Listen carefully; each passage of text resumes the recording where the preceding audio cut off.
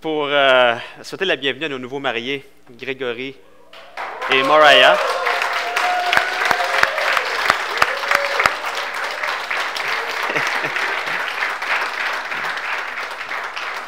Ils viennent de loin, sont retournés loin, puis ils reviennent de loin, mais mariés. Hey, c'est le fun, ça. Bon. Est-ce qu'il vous est déjà arrivé de vous faire dire du mal de vous injustement? Tout le monde fait ça comme ça, hein? De remettre en cause votre intégrité. Exemple, t'aides quelqu'un, tu prends soin de lui, tu payes le prix pour cette personne-là. Puis tout d'un coup, elle se revire contre toi, elle dit des choses de mal sur toi. Elle te discrédite sans aucun fondement. Tu es responsable d'une église-maison. Là, il y a un nouvel arrivant dans l'église-maison. Tu prends soin, l'église-maison prend soin de cette personne-là, fait des épiceries et tout ça. Puis tout d'un coup, du jour au lendemain, il remet en doute ton intégrité. Tu sais, au travail, tu veux mettre Éphésiens en pratique, donc tu te donnes à 100% pour ton patron. Tu sers ton patron comme si tu servais Dieu lui-même. Puis tes collègues de travail, après ça, ils parlent dans ton dos, puis ils disent des mauvaises choses sur toi. Ils disent « Ah, c'est parce qu'il veut un avancement, il veut flasher pour que le patron le remarque, puis nous bypasser, il veut devenir un petit boss finalement. » Et qu'ils mettent en doute ton intégrité. Ben, il y en a plusieurs qui ont fait ça comme ça, oui, hein, ça m'est déjà arrivé, mais ça m'est déjà arrivé aussi. Et c'est arrivé au cégep de Granby. Au cégep de Granby, on présente l'Évangile ce lundi midi, le mardi midi. Et ceux qui sont au GEE, le groupe étudiant évangélique, c'est difficile pour eux autres qui sont là. Parce qu'on présente l'Évangile, on parle à des gens, on parle à tout le monde, mais les gens, c'est rare, sont ouverts à toutes sortes d'affaires, des fois des idées vraiment farfelues. Mais dès que tu parles de Jésus, c'est « Ah ben là, non, mais c'est de la religion, ça. Non, moi je ne crois pas à ça, là, quand même, il ne faut pas charrier trop. Hein? » Mais ils croient à toutes sortes d'affaires incroyables, mais de Jésus, non, ça, là, c'est trop bizarre ou ça ne marche pas. Et donc, c'est difficile, ça prend de la persévérance, ça prend du courage pour les jeunes du cégep de présenter l'Évangile dans le cégep, parmi ceux-là qui vont retrouver dans les classes aussi. Donc, nous, c'est facile, hein? Ceux qui sont nés à l'extérieur du cégep, on parle avec tout le monde, mais eux, après ça, ils vont dans leur classe, ils sont assis à côté de ceux avec qui ils ont parlé ce lundi midi. Et c'est intimidant, c'est stressant. Mais un jour, dans ce contexte-là, moi puis Valérie, on présente l'Évangile au cégep, Valérie Labbé, et là, il y a un jeune qui est intéressé à savoir de quoi qu'on parle. Et là, on jase avec lui, puis là, il veut prendre un rendez-vous, je veux en savoir plus. Puis on était touchés aussi par son histoire, parce que c'est quelqu'un qui a vécu beaucoup d'intimidation dans sa jeunesse, et donc on ressentait une compassion envers ce jeune-là. On était touchés par ce qu'il a vécu. Et là, on prend un rendez-vous avec lui, on lui présente l'Évangile, le gars super ouvert, vraiment, là, il est sur le bord de se tourner vers Jésus pour le pardon de ses péchés, vraiment sur le bord. Là, il dit « Ah, mais je ne suis pas prêt tout de suite, je veux réfléchir. Je vais prendre un autre rendez-vous. » Parfait. Moi et Valérie, on était super joyeux. On prend un autre rendez-vous avec la personne. Et là, quand c'est venu l'heure du rendez-vous, il vient nous voir et dit « Là, j'ai jasé avec mes parents, puis ils m'ont dit que ceux qui viennent parler de Jésus comme ça à l'école, c'est parce qu'ils veulent plus de monde dans leur église pour avoir plus d'argent le dimanche matin. Donc, c'est parce que vous voulez mon argent que vous venez parler de Jésus. » Fait que là, nous autres, on fait « Incroyable. » De mettre en doute notre intégrité comme ça, tu payes le prix, tu es là, tu vis des stress d'aller faire ça, tu n'es même pas obligé de le faire, c'est parce que tu aimes les gens, puis après ça, tu te fais remettre en doute comme ça, c'est incroyable. Bien, ce genre de choses-là, l'apôtre Paul l'a vécu très souvent, très, très, très souvent. Et aujourd'hui, on va voir au travers de l'épître de Paul aux Thessaloniciens, comment faire? Bien, parce qu'on est responsable. On n'est pas responsable de ce que les gens disent de mauvais sur nous. Ça, on n'est pas responsable. On n'est vraiment pas responsable de ce que les gens peuvent raconter de nous. Mais on est responsable du fait que si ces choses-là sont vraies ou fausses. Si c'est vrai, ces mauvaises choses-là, bien, tu es responsable de ça. Si c'est faux, bien, tant mieux. Tu es responsable aussi qu'ils soient fausses. Donc, Paul se fait accuser de toutes sortes de choses qui sont fausses. Mais on va voir ensemble comment Paul a fait pour s'assurer que toutes les mauvaises choses qui ont été dites à son sujet sont fausses. C'est simple, hein, ce matin? Très pratique, mais vraiment le fun. Donc, vous pouvez tourner dans 1 Thessaloniciens 2, versets 1 à 12. Paul se fait barouetter. Il y a plein de choses qui se fait dire de faux sur lui. Ils sont toutes fausses. Mais comment il est arrivé là? 1 Thessaloniciens 2, versets 1 à 12.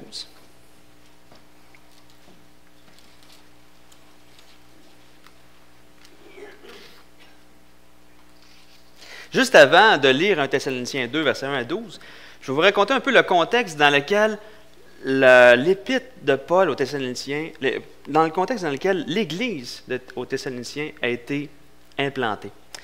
Et bien pour ça, il faut aller voir dans les Actes des Apôtres. Et ça, c'est vraiment intéressant parce que la plupart des épîtres qui sont parlées, 1 Thessaloniciens, 2 Thessaloniciens, Colossiens, toutes ces villes-là, les Philippiens, on retrouve tout ça dans le livre des Actes des Apôtres. Et le livre des Actes des Apôtres est la toile de fond des épîtres.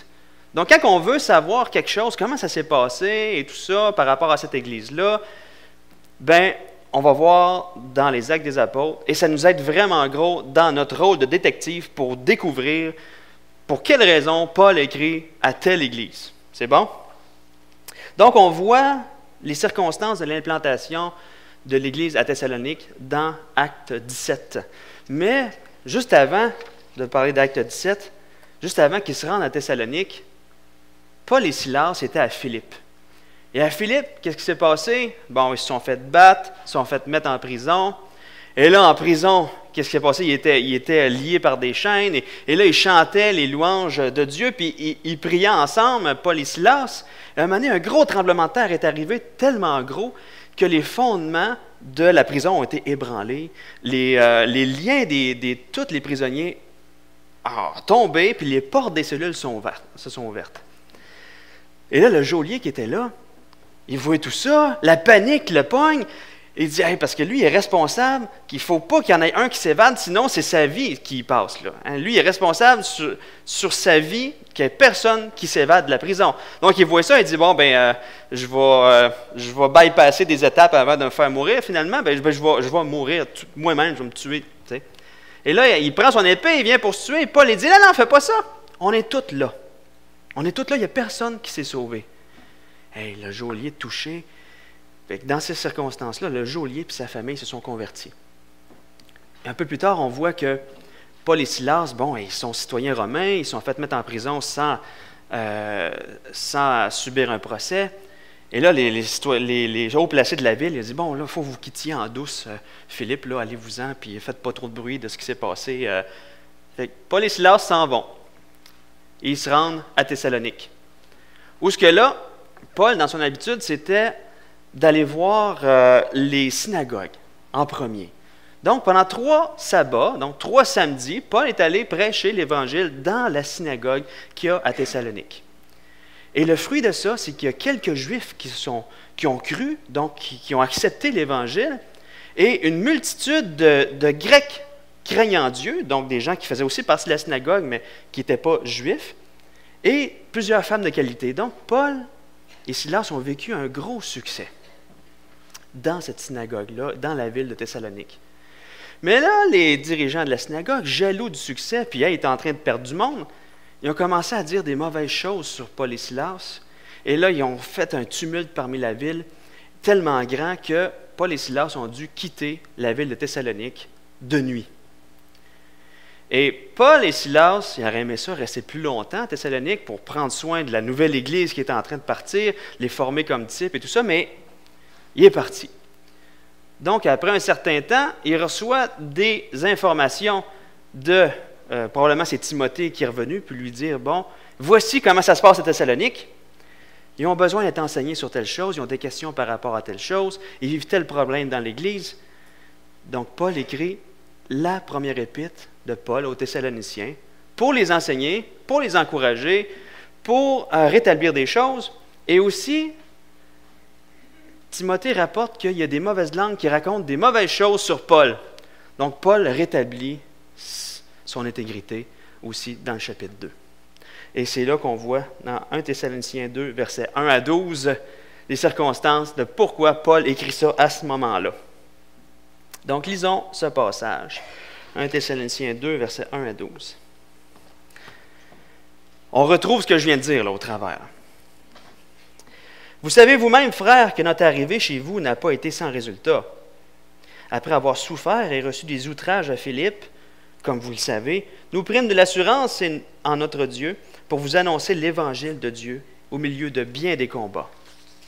Car notre prédication ne repose ni sur l'erreur, ni sur des motifs impurs, ni sur la fraude.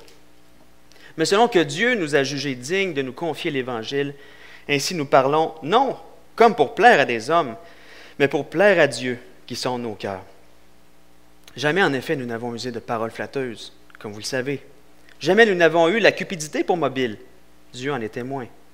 Nous n'avons point cherché la gloire qui vient des hommes, ni de vous, ni des autres. Nous aurions pu nous produire avec autorité comme apôtres de Christ. Mais nous avons été pleins de douceur au milieu de vous. De même qu'une nourrice prend un tendre soin de ses enfants. Nous aurions voulu, dans notre vive affection pour vous, non seulement vous donner l'Évangile de Dieu, mais encore nos propres vies, tant vous nous étiez devenus chers. Vous vous rappelez, frères, notre travail et notre peine, nuit et jour à l'œuvre, pour n'être à charge à chacun de vous. Nous avons prêché l'Évangile de Dieu. Vous êtes témoins, et Dieu l'est aussi, que nous avons eu envers vous qui croyez une conduite sainte, juste et irréprochable. Vous savez aussi que nous avons été pour chacun de vous ce qu'un père est pour ses enfants, vous exhortant, vous consolant, vous conjurant de marcher d'une manière digne de Dieu, qui vous appelle à son royaume et à sa gloire. Tout qu'un plaidoyer. Tout qu'un plaidoyer de... Parce qu'au travers de ce plaidoyer-là, on voit assez facilement de quoi Paul et Silas ont été accusés. Ils ont été accusés de prêcher l'erreur, donc d'avoir des fausses doctrines, d'avoir des motifs impurs, d'user de fraude, de parler pour plaire aux hommes et non à Dieu, d'utiliser la flatterie, de rechercher l'argent et la gloire qui vient des hommes. Ils ont été accusés de tout ça. C'est incroyable. Donc, les gens jaloux discréditent complètement Paul et Silas d'une manière vraiment terrible. Il est accusé de choses vraiment très, très, très graves. Donc, ce sont toutes graves les choses de lesquelles Paul et Silas sont accusés, mais il y en a une particulièrement qui est incroyable. C'est au verset 3, lorsqu'il est écrit que notre prédication ne repose ni sur l'erreur, ni sur des motifs impurs. Et les motifs impurs, le mot qui est utilisé ici en grec, c'est akatharsias. C'est un mot qui est spécial, qui fait référence, à l'impureté, mais une impureté sexuelle dans un contexte de rituel. Et comment ça marche? C'est quoi cette histoire-là? C'est que Paul et Silas sont en Grèce. Thessalonique, c'est en Grèce. Et en Grèce, surtout à Athènes, mais dans la majorité de la Grèce, il y avait beaucoup, beaucoup, beaucoup de divinités. Il y en a qui disent qu'il y avait autant de divinités, de dieux, de statues, de tout ça, qu'il y avait de gens qui vivaient en Grèce. C'est juste pour dire qu'il y en avait un char, OK? Il y en avait énormément. Et il y avait une croyance à l'époque qui disait que si tu voulais avoir une plus grande intimité avec la divinité, puis recevoir le plus de choses de cette divinité-là, mais tu devais avoir des relations sexuelles avec le prêtre ou les prêtresses de cette divinité-là.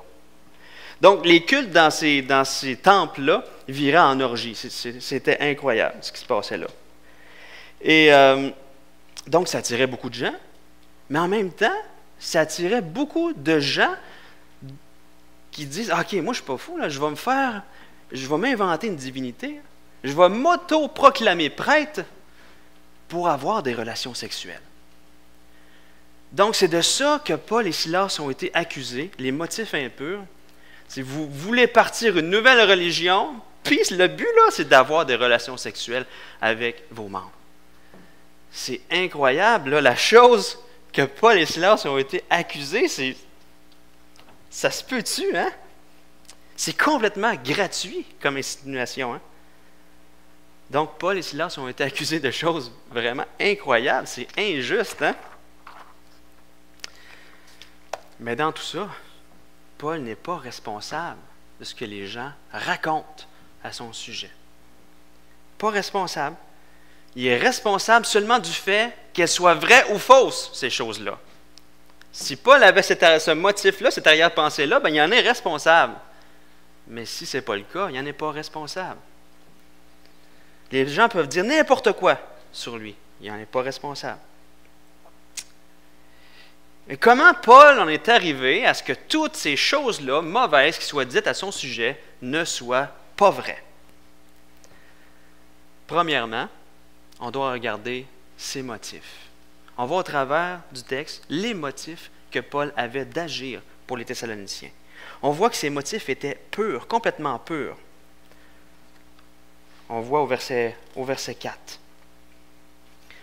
Paul, il y a 3 motifs pour présenter l'Évangile aux Thessaloniciens. Il y avait 3 motifs qui ont amené Paul et Silas à faire ce qu'ils ont fait, à implanter une église, à présenter l'Évangile, puis à implanter une église à Thessalonique. Et le premier motif, au verset 4, qui dit « Mais selon que Dieu nous a jugés dignes de nous confier l'Évangile, ainsi nous parlons, non comme pour plaire à des hommes, mais pour plaire à Dieu qui sonde nos cœurs. » Donc, le premier motif de Paul et Silas, ce n'était pas pour plaire à des hommes. Et le mot « plaire » veut dire s'accommoder des opinions, des désirs et des intérêts des autres. Donc, son premier motif, ce n'était pas de s'accommoder des opinions, des désirs, des intérêts des hommes, mais c'était l'opinion de Dieu, le désir de Dieu et l'intérêt de Dieu qui comptaient.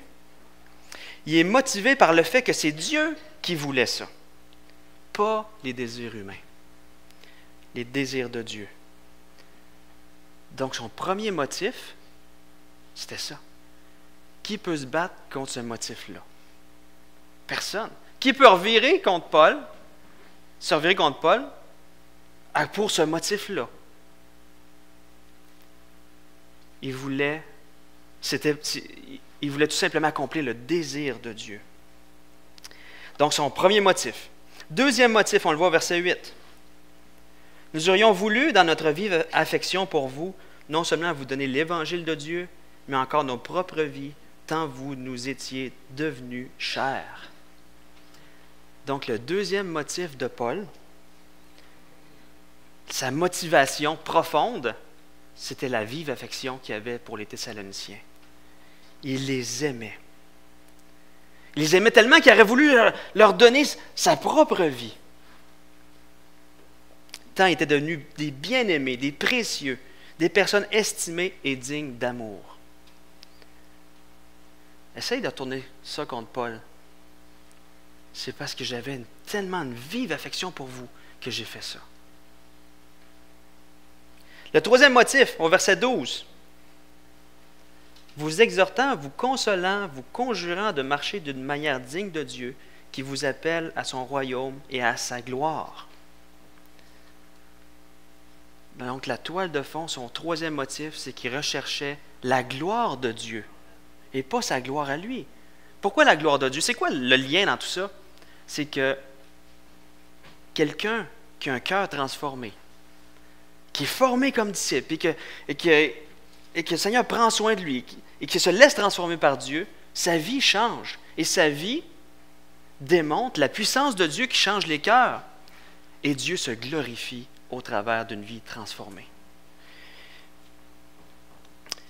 Donc, Paul voulait amener les Thessaloniciens. Il les tenait par la main, là. Comme un père prend soin de son fils, c'est écrit au verset 11. Il les tenait par la main pour les amener à ce que leur vie rende gloire à Dieu et pas rende gloire à Paul. Essaye de retourner ça contre Paul. Donc, Paul, on voit qu'il y avait 3 motifs et ces motifs étaient ultra purs. Premièrement, c'était pour remplir les désirs de Dieu qui faisait ça. Deuxièmement, c'est parce qu'il les aimait de tout son cœur. Puis troisièmement, c'est pour que tout ça amène à la gloire de Dieu. C'était ça sa motivation. Ses motifs étaient purs. Donc, le premier truc pour que ce qui soit dit contre nous soit faux, c'est que nos motifs soient purs. C'est que nos motifs soient purs, comme ceux de Paul. Deuxièmement, Paul en est arrivé à ce que tout ce qui soit dit à son sujet soit faux à cause des évidences visibles qui démontraient ses motifs. C'est facile de dire, ah, c'est parce que je voulais rencontrer les désirs de Dieu, c'est parce que je vous aime, puis c'est parce que je cherche la gloire de Dieu. C'est facile de dire ça. Mais s'il n'y a rien en arrière qui vient backer ça, je peux dire n'importe quoi sur toi. Ça peut être faux ce que tu dis là. Mais Paul, il y avait des évidences visibles que ses motifs étaient purs. On voit c'est au verset 2. Ah, ils ont vécu, et il rappelle, OK, vous vous souvenez, là, on a mangé des volets à Philippe. Là. Et après ça, on a parcouru, si je ne me trompe pas, c'est 150 km à pied pour se rendre chez vous. Et vous vous souvenez, ce qu'on a fait, là, ça n'a pas été sans difficulté. Il a fallu qu'on se quitte de nuit. Donc, ce qui a appuyé ces motifs, c'est qu'ils ont payé le prix. Ils ont vraiment payé le prix. Ils se sont effacés pour faire ce qu'ils ont fait. Ils se sont mis de côté complètement. Ils ont mis de côté plein de leurs droits. Ils ont travaillé nuit et jour pour n'être à charge de personne, pour être capables de subvenir eux-mêmes à leurs besoins, pour leur présenter l'Évangile, pour se mettre à part complètement pour présenter l'Évangile. Donc, ils ont payé le prix. Donc, deuxième truc, pour ce que les gens disent de nous soit faux, pour s'assurer, c'est quoi l'évidence qui démontre nos motifs? Est-ce qu'on paye le prix? Troisième truc, Paul est arrivé à ce que tout ce qui soit dit à son sujet soit faux en mettant le caractère de Jésus en évidence. Donc, le deuxième, c'est qu'il s'est effacé. Il a payé le prix, il s'est effacé. Et le troisième, il met le caractère de Jésus en évidence. Comment il a fait ça? Au verset 7, c'est écrit, « Mais nous avons été pleins de douceur au milieu de vous, de même qu'une nourrice prend un tendre soin de ses enfants. » Il n'y a pas de plus grand exemple de douceur qu'une femme qui est en train d'allaiter son enfant. Il n'y a pas de plus grand exemple de prendre soin. L'exemple d'une femme qui allaite son enfant. Paul se compare à ça. On était comme une femme qui allaite ses enfants. On vous a aimé. C'est le caractère de Jésus qui est sorti. C'est vraiment le caractère de Jésus. On voit Jésus au travers de Paul et Silas. Qui peut revenir contre ça? Au verset 10 et 11, « Vous êtes témoins, et Dieu l'est aussi, nous avons eu envers vous qui croyez une conduite sainte, juste et irréprochable. Vous savez aussi que nous avons été pour chacun de vous ce qu'un père est pour ses enfants. » L'autre exemple fort, eux autres même, ils ont eu une conduite juste, sainte et irréprochable. Ils ont été comme un père qui prend soin de ses enfants. Un père qui prend soin de ses enfants, il fait quoi? Il lui montre tout ce qu'il sait, tout ce qu'il fait. Il lui montre tout ça, pourquoi? Pour s'assurer qu'il va pouvoir se débrouiller dans la vie. Donc, ils ont pris soin de dire, regarde, voici la vie marche comme ça. Là, il va se passer telle chose, mais tu vas faire telle affaire. Donc, il y avait un souci, comme un père a ce souci-là pour ses enfants, qui puissent continuer. Et c'est pas juste comme l'autruche qui ne prend pas soin du tout de son bébé. Hein? Non, il a pris vraiment soin d'eux autres. Comme Jésus prend soin de nous et nous amène par la main dans les jours difficiles. Comment on sent sa présence, comment il est là avec nous. Et Paul et Silas ont démontré le caractère de Jésus. Comment tu veux revenir contre ça? Paul et Silas se sont vraiment mis de côté, se sont effacés pour mettre en évidence Jésus. Donc, Paul et Silas en sont arrivés à ce que tout ce qui soit dit à leur sujet soit faux, à cause qu'ils avaient des bons motifs, des motifs purs. Mais en plus, leur motif est appuyé par, ils ont payé le prix, en fonction de ces motifs-là. Tellement que c'était des motifs purs, ils sont allés à 100%, ils n'ont pas juste « Ah, OK, à la première difficulté, on va changer d'idée, puis on va s'en aller, puis ils s'arrangeront avec le trouble. » Non! Poussés par cet amour de Dieu-là, vouloir remplir le désir de Dieu, l'amour pour eux autres. C'est triste, hein? Après ça, que tu te fais accuser comme ça. Et ils ont démontré le caractère de Jésus. Mais nous, comment c'est possible de présenter l'Évangile à des gens avec des mauvais motifs? Comment ça se peut? Mais j'ai un exemple. Un exemple que j'ai vécu. C'est incroyable. Une fois, je travaillais dans un endroit où il y avait un autre chrétien avec moi. Mais l'autre chrétien, les gens venaient me voir et disaient « Es-tu chrétien, toi aussi, comme lui? » Je dis « Ben oui. » Ben lui, c'est fanatique, là. Il est fatigant. Ça n'a pas d'allure, comment il est fatigant. Je dis « Ah ouais. » Puis, il éloignait les gens de l'Évangile au lieu de les attirer à l'Évangile. Ben voyons, comment il fait ça? Je l'observe, j'ose avec lui, puis tout ça. Puis son approche était vraiment mauvaise. Quand quelqu'un sacrait, il le reprenait sévèrement, puis après ça, il lui présentait l'Évangile.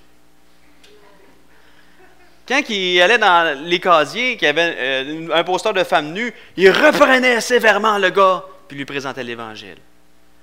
Quand après ça, la pause, les gars, ça fumait dehors, il reprenait sévèrement pour leur dépendance, après ça, il leur présentait l'Évangile. Fait que là, je dis, ben voyons donc. Quand on creusait un peu, on voyait ses motifs. Ses motifs n'étaient pas purs. Il ne se mettait pas de côté, okay? Il ne s'effaçait pas, et il ne payait pas le prix, mais il le payait, mais à cause c'était pas correct ce qu'il faisait. Puis, tu voyais qu'il ne faisait pas rien avec amour, puis tout ça. Puis, c'était pas le caractère de Jésus qui sortait à cause de ses mauvais motifs. Ses mauvais motifs, c'était quoi? C'est que lui, il luttait avec le sacrage, lui, il luttait avec la pornographie, et lui, il luttait avec le tabac. Donc, il voulait s'assurer d'avoir un environnement sain où ce que lui vivait pour être mieux, pour plus avoir à lutter. Donc, c'était pas un amour pour les autres, ni un désir de faire la volonté de Dieu, mais c'était lui qui était central. Donc, ses motifs n'étaient pas purs. Mais je comprends pourquoi les gens disaient des mauvaises choses sur lui. C'était vrai. Il était responsable des mauvaises choses que les gens disaient de lui. Il ne les respectait pas. Je lui dis, tu ne peux pas imposer à des non-chrétiens de vivre comme des chrétiens. Ça va être la transformation du cœur par Jésus qui va les amener à changer de vie. C'est pas toi en les fouettant et en presque sacrant après qui vont changer. C'était lui le point central du message de l'Évangile. C'était son bien-être à lui qui était important et pas celui des gens qui ne connaissaient pas Jésus. C'est incroyable. Donc, c'est possible, très possible, que des gens peuvent dire des mauvaises choses sur nous, mais on n'est pas responsable. Ce qu'on est responsable, c'est-tu vrai ou c'est pas vrai? Si c'est vrai, on est responsable. Si c'est pas vrai, tant mieux. Mais pour en arriver à ce que ce ne soit pas vrai, veillons sur nos motifs. C'est la première chose. Que ce soit n'importe quoi, que ce soit présenter l'Évangile ou un service dans l'Église ou d'aider quelqu'un dans le besoin, peu importe si tes mauvais motifs, si tes motifs sont mauvais, tu vas salir le nom de Dieu, c'est toi qui vas te mettre en évidence, tu vas te péter les bretelles, ça va être l'orgueil, ça va être juste les mauvaises choses. Ça ne sera pas les fruits de Jésus au travers de toi. Donc, il faut veiller sur nos motifs. Et si le Seigneur nous montre un mauvais motif, des fois, qu'on peut avoir, la chose est simple. C'est de reconnaître, Seigneur, c'est moi qui est central, là. Et je te demande pardon, c'est mon motif à moi, c'est pas le tien. Et je te demande pardon, tout simplement. Et là, par la foi, de se tourner vers Jésus qui pardonne, puis de dire, oui, j'accepte ton pardon, puis tu me pardonnes. Maintenant, tiens-moi par la main, puis viens guérir ces mauvais motifs-là dans mon cœur, que j'aie un changement de vie, pour que ma vie soit poussée, tout ce que je fais soit poussé par des motifs qui viennent de toi, puis que ma vie démontre qui tu es, que je puisse m'effacer pour te laisser paraître. M'effacer pour te mettre en évidence. Donc, que toutes nos motivations soient centrées sur la personne de Jésus et que notre vie soit tout simplement le fruit de sa vie en nous, pour sa gloire à lui. Prions. Seigneur Jésus, merci. Seigneur, toi tu le sais quand quelqu'un vit une difficulté. Seigneur, Paul a vécu des grandes difficultés, Paul et Silas, ça a été injuste pour eux de vivre tout ça. Mais Seigneur, c'est pour notre instruction à nous, aujourd'hui, de voir comment tu agis, de voir comment tu transformes les cœurs, de passer au travers de difficultés comme ça, pour ta gloire à toi, Seigneur. Je te prie de nous amener là. Je te prie de nous amener là aussi, que nos motifs soient toujours purs, qu'on recherche, que ce soit ta gloire à toi, Seigneur, et qu'on agisse par amour pour les autres, mais premièrement, par amour pour toi, pour tes désirs à toi, Seigneur, que tes désirs soient comblés au travers de notre vie. Seigneur Dieu, amène-nous là à s'effacer pour te laisser paraître. Seigneur, que notre vie soit vraiment le fruit de tes œuvres à toi. Seigneur, pour ta gloire à toi. Amen.